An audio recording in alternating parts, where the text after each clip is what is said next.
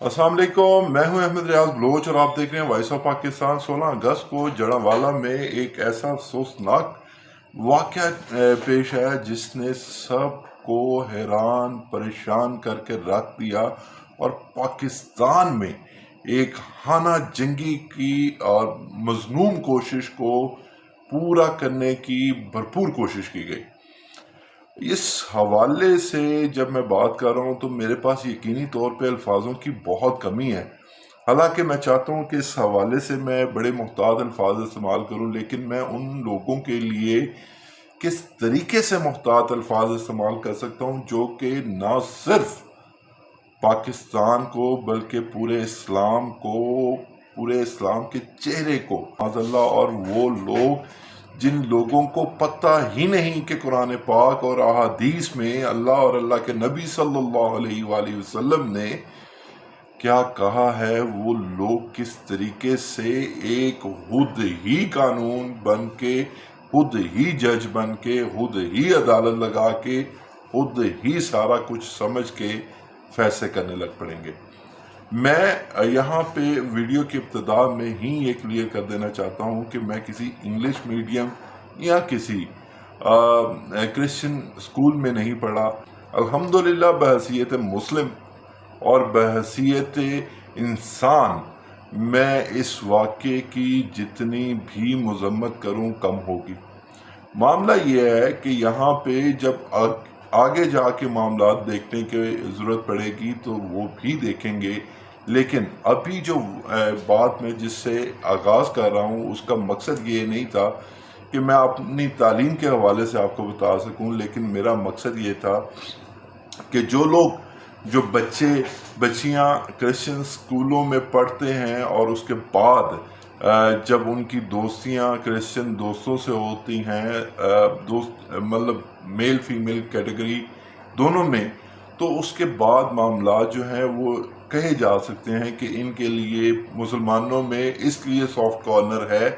क्योंकि उनके साथ पड़े बल्ले हैं।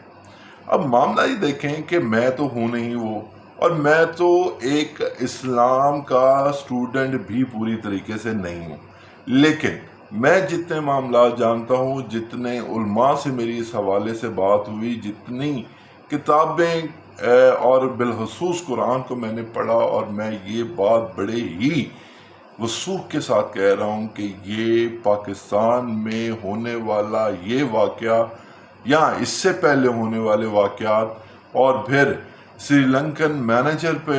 होने वाला तशद्दुद, इस्लाम इसका हरगिज़ दर्स नहीं देता, ना ही इस्लाम ऐसे मामलात की कभी भी हमायत करता है। पाकिस्तान में होने वाले इस पूरे वाक़े ने तकरीबन 10 घंटे का वक्त लिया,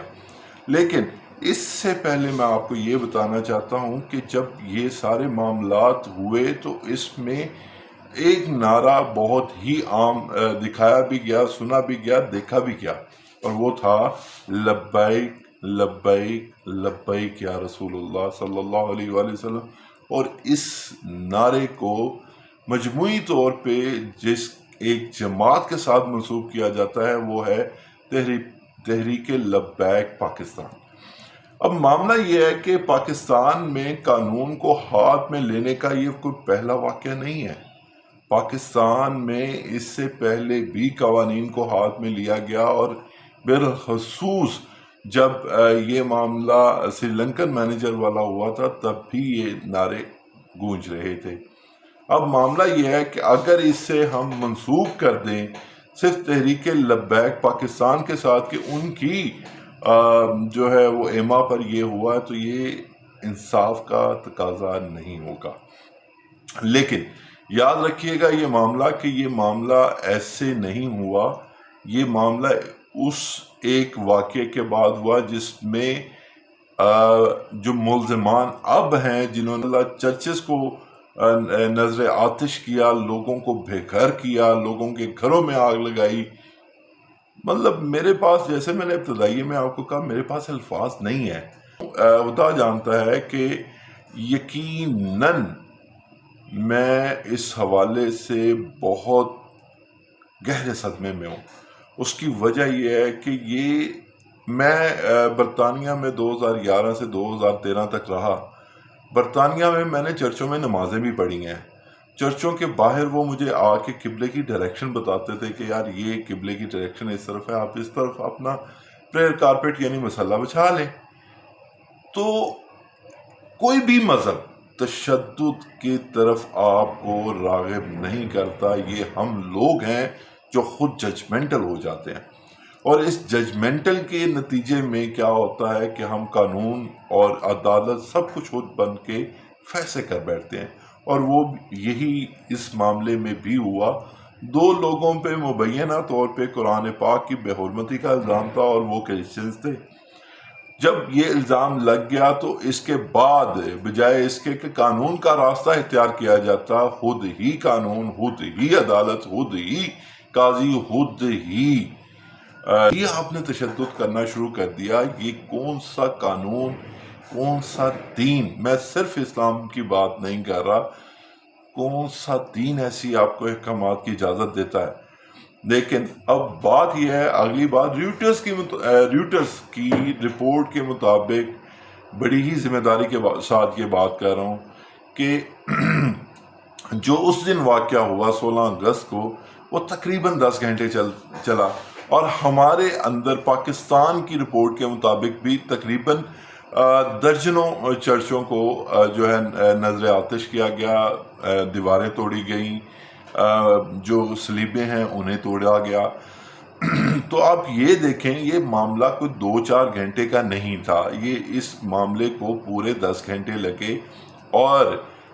کتنی تعداد میں لوگ ہوں گے؟ 2000، 4000، 5000۔ کیا پولیس نے بروقت ایکشن لینے کے لیے کوئی بھی سٹیپ لیا؟ اور اس کا جواب ہے 0۔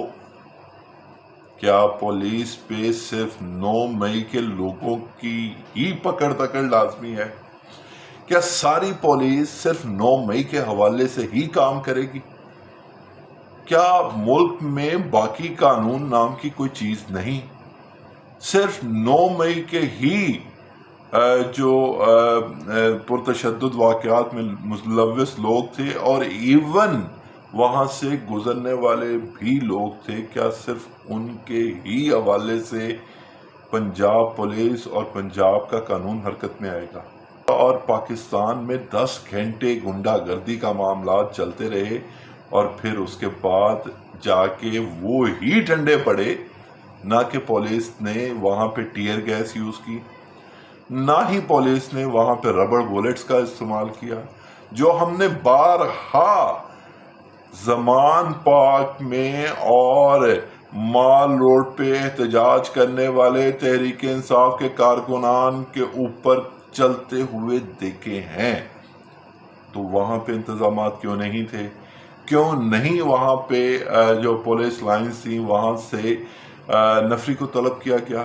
کیوں نہیں عوام پہ لاٹھی چارج کیا گیا؟ یہ سارے ایسے سوالات ہیں جن کا جواب یقینی طور پہ پنجاب کی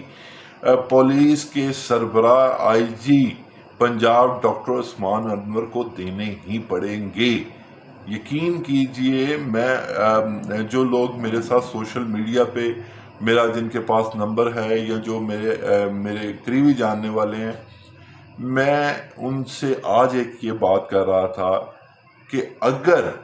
ہم نے ان کی آواز نہ اٹھائی، جو جڑاں میں واقعات ہوئے ان کی آواز نہ اٹھائی، تو یقین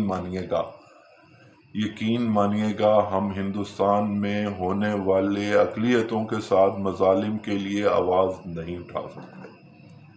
یہ ہمارا حق ہی نہیں بنتا کہ ہم ان کے لیے آواز اٹھائیں، ہم اپنے اندر احتساب کا معاملہ نہیں رکھتے۔ آج جب کہ یہ سارا معاملہ ہو گیا، اور میں آپ کو یہاں پہ ایک اور ریفرنس دیتا چلوں، ریسنٹلی ماضی میں چند ہی دن پہلے میں نے ایک انڈین فلم دیکھی جس کا نام تھا افواہ، اور میں ان کے اداکاراؤں کا نام بھی نہیں جانتا۔ اس مووی میں دکھایا گیا کہ کس طریقے سے ہندو جو مطلب پرتشدد ہندو ہیں، جو تشدد کا درس دینے والے اور تشدد پہ بلیو کرنے والے ہندو لوگ ہیں، وہ کس طریقے سے قصابوں کے پیچھے لگ کے وہ ان کا قتل عام کرتے ہیں، ڈنڈوں سوٹوں کی مدد سے انہیں مارتے ہیں، اور پولیس کس طریقے سے خاموش تماشائی بن کر دیکھتی ہے۔ تو جب میں نے مووی دیکھی تو میں نے پھر سوشل میڈیا پہ ایک پوسٹ شیئر کی جس میں میں نے کہا کہ افواہ جیسی فلم کا بھارت میں بن جانا یقیناً کسی معجزے سے کم نہیں۔ لیکن بات یہ ہے کہ جیسے میں گزارش کر رہا تھا کہ اگر ایسے واقعات میں ملوث لوگوں کو کیفر کردار تک نہ پہنچایا گیا، ان مظلوموں کی جن پہ ظلم ہوا ان کی آواز نہ بنا گیا، تو یقینی طور پہ ہمارے پاس حق نہیں ہے کہ ہم ہندوستان میں اقلیتوں کے ساتھ ہونے والے مظالم پہ آواز اٹھا سکیں۔ اور آخری بات جو میں آپ کو بتانا چاہتا ہوں وہ یہ، جیسے کہ میں نے آپ سے پہلے ذکر کیا کہ تحریک لبیک کے ایک نعرے کو ضرور یوز کیا گیا، تو یہاں پہ بھی میری جو اس ایک معاملے میں انویسٹیگیشن کر رہے لوگ ہوں گے ان سے یہی التماس ہوگی کہ برائے مہربانی میرٹ پہ انکوائری کریں، نہ کہ صرف تحریک لبیک کا نعرہ یوز کرنے کی بنا پر اس حوالے سے تحریک لبیک پہ اب وہ گھیرا تنگ کر دیا جائے، جیسے کہ ماضی میں 9 مئی پہ ہونے والے معاملات پہ جو لوگ اس میں ملوث نہیں بھی تھے انہیں بھی پکڑ کے پولیس نے بہت سارے جو ملزمان کی لسٹ میں تو ضرور تھے لیکن ان کا جرم کوئی نہیں تھا، بضد پکڑ کے صرف نمبر گیم پوری کرنے کے لیے انہیں سزائیں دلوائیں۔ جو اس واقعے میں ملوث تھے انہیں ضرور سزا ملنی چاہیے، جو اس واقعے کے ذمہ داران ہیں انہیں بھی سزا ملنی چاہیے، لیکن جن کا کوئی قصور نہیں ہے، جو لوگ وہاں کے صرف راہ گزر تھے یا بائی چانس وہاں چلے گئے تھے، انہیں بھی جیو فرینسنگ میں ڈال کے، اور جیسے کہ آپ کو پتہ ہے ہمارے ایک صحافی بلال افضال کو بھی پیچھے اسی ہی ایک شکنجے میں پکڑ لیا گیا تھا، اور اس کے بعد سبزہ زار پولیس نے جب ان کی باعزت طریقے سے عدالت نے ان کے کیس کو ڈسچارج کیا، اس کے باوجود بہانے سے پھسلا کے انہیں تھانے بلایا گیا اور یہ کہہ کے بلایا گیا کہ آپ کو ایک ایفیڈیوٹ جمع کروانا ہے، اور وہ ایفیڈیوٹ آپ یقینی طور پہ ڈی ایس پی صاحب کو دیں گے، اور تقریباً کوئی 2-2.5-3 گھنٹے کے اس پروسیس میں، جس کا میں آئی وٹنس ہوں، میں خود وہاں پہ رہا، کیونکہ بلال افضال صاحب کی والدہ اس وقت انتہائی طبیعت ناساز ہو گئی، اس کے باوجود میری التجاؤں کے باوجود، میری یہ کلائیاں دینے کے باوجود کہ مجھے ہتھکڑی لگا لو، اسے جانے دو تاکہ اس کی والدہ پہ کوئی صحت کا برا اثر نہ پڑے، لیکن پولیس نے میری ایک نہیں سنی۔ آئی جی پنجاب ڈاکٹر عثمان انور صاحب، یہ آپ کی پولیس کا میں اصل چہرہ آپ کو دکھا رہا ہوں، مجھے چونکہ نام یاد نہیں رہتے، لیکن آپ کو تو پتہ ہے کہ ایس ایچ او کون ہے وہاں پہ، اور ڈی ایس پی صاحب جن کو میں نے باقاعدہ طور پہ اپنا فون کر کے ان سے پوچھا معاملے کا، اور انہیں پوچھنے پر انہوں نے مجھے بتایا کہ یہ معاملہ جو ہے وہ میرے علم میں نہیں ہے، اس کے باوجود سب انسپیکٹر صاحب نے پولیس کی جیپ میں بٹھا کر بلال افضال کو، جس میں میں بھی بیٹھا تھا، تقریباً شہری آبادی میں 100-120 کی سپیڈ میں پولیس کے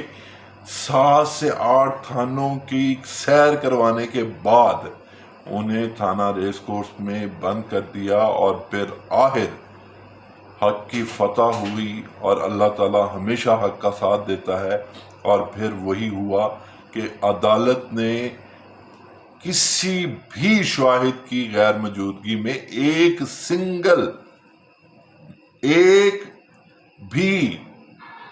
سنگل آرگومنٹ بھی پولیس پیش نہیں کر سکی کہ اسے کیوں لایا گیا ہے، کیوں شناخت پلیٹ پہ بھیجنا ہے، کیا جرم کیا ہے، کیا آپ نے اس کی کوئی تصویر دیکھی ہے، کیا آپ نے اسے کوئی ڈنڈے سوٹے مارتے دیکھا ہے۔ تو اس سارے آرگومنٹس یا سوالات پہ تفتیشی افسر جواب ہی نہیں دے پائے، اور اس کے بعد حق کی فتح ہوئی اور بلال افضال بلاخر رہا ہوئے۔ اور یہ معاملات اب اس ایک کیس میں نہیں ہونے چاہیے، تاکہ پاکستان میں اگر کوئی انکوائری ہو تو میرٹ پہ ہو، تاکہ ہم کل کو کسی کے آگے اپنا منہ دکھانے والا بنے۔ احمد ریاض بلوچ کو اس خصوصی ویلاگ سے دیجیے اجازت، اللہ نے کے بعد۔